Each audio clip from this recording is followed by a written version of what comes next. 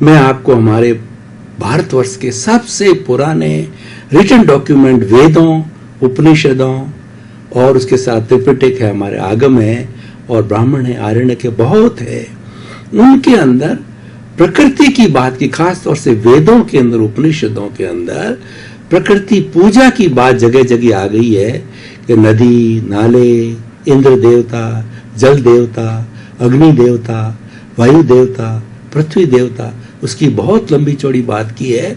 यानी पृथ्वी, जल, अग्नि, वायु और आकाश जो मूलभूत हमारे 5 तत्व है, उसके देवताओं की पूजा की बात की है। पेड़ पौधों की बात की जाए, पीपल को तो आज भी पूजा जाता है, ऐसे नदियों को पूजा जाता है, पहाड़ों को पूजा जाता है।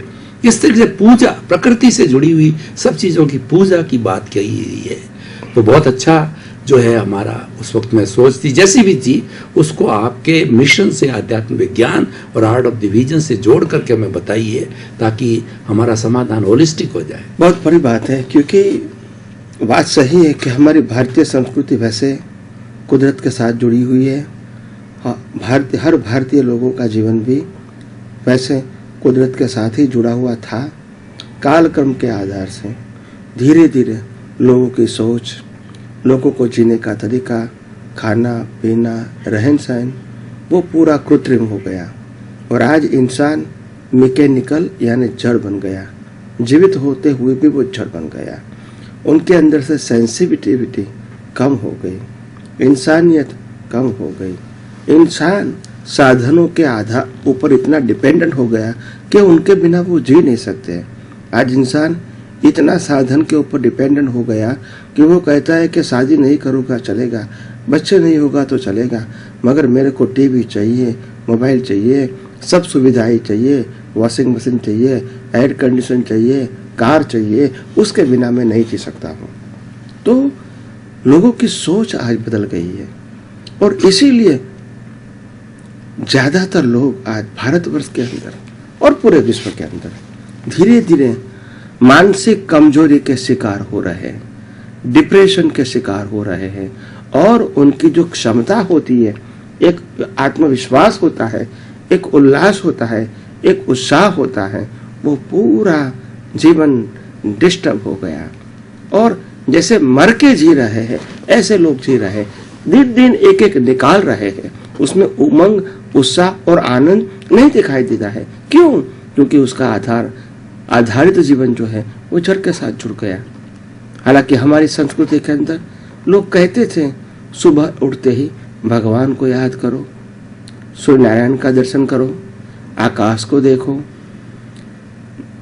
कुएं में से पानी भरो, नदी के अंदर स्नान करने के लिए जाओ, फिर मंदिर में जाओ तो रास्ते में पेड़ पौधा होता है, उसमें से अच्छे अच्छे गुलाब निकाल के भगवान को लगाओ, भगवान को चढ़ाओ। ये हमारी संस्कृति थी। घर में काम भी करना है तो आजू बाजू पेड़ पौधे, पीपल, ये सब होना चाहिए ताकि हम इसको देख रहे, उनके सानिध्य में जिए। ये हमारी परंपराएं थी। रात को जब, शाम को जब घर पे आते हैं तो भी खाना खा के हम रात की संध्या को अनुभव करते थे। हम रात को बाहर सोते थे, आकाश को देखते थे, चांद को देखते थे, तारे को देखते थे और दुनिया की जो विशालता है वो हम देखते थे। तो एक विशाल दुनिया के अंदर हम तो एक छोटे इंसान हैं, तो इसके अंदर हमारी जो अहंकार है, मैं कुछ हूँ, वो अपने आप लुप्त हो जाता था। हम दिन में भी सूरज को देखते हैं तो हम तो लगता है पूरे विश्व को वो प्रकाशित करता है। हम क्या है? हम कुछ नहीं है। एक प्रकृति के रूप में, एक इंसान के रूप में हम तो बहुत छोटे जीव है। आप समझे? तो ये अहंकार निकालना का एक साधन था। तो कुदरती जीवन जीने से आदमी अपने आप सहज बनता है, निरअहंकारी बनता है, निर्बल बनता है, पवित्र बनता है। कुदरत को देख के उनको मालूम होता है, जैसे पानी लोगों की प्यास बुझाने में सहाय करते हैं, पेड़ लोगों को फल देने में सहायक है, नदी अपना पानी दूसरों को देती है। आप समझे? सूर्य नारायण अपना प्रकाश दूसरे को देता है, चंद्रमा अपनी शीतलता दूसरे को देता है। धरती माता, आप इसकी कितनी भी खुदाई करो तो भी वो आपको धरती के ऊपर टिकाए रखेंगे, बचाए रखेंगे। तो ये सब कुदरत है। अगर कुदरत को देखते हैं तो अपने आप हमको भी लगता है हम तो छोटा सा इंसान है, हम भी अपने जीवन में कुछ न कुछ जीवित व्यक्तियों के लिए कुछ करें। तो इसीलिए हमारी संस्कृति जो पहले थी वो बहुत ही साधु संत और सन्यासियों के विचारों से, आदर्शों से भरी हुई थी, और जो भी उन्होंने बात बताई थी वो उनके जीवन में प्रैक्टिकल था, और इसीलिए उनके बात के अंदर वेट था, पावर था। मगर आज साधु संत और सन्यासी और समाज सेवक ज्यादातर लोग आज कैसे हो गए, साधनों के आदी हो गए, और इसीलिए उनके जीवन में जो कुछ सरलता थी, सहजता थी, व्यक्ति के प्रति प्रेम था, व्यक्ति के प्रति कार्य करने का एक आनंद था, वो खत्म हो गया। सामने वाला का नहीं देखेंगे, हर व्यक्ति कहेंगे टाइम हो गया, अभी मैं काम नहीं करूंगा, आपको ये टाइम आने का है।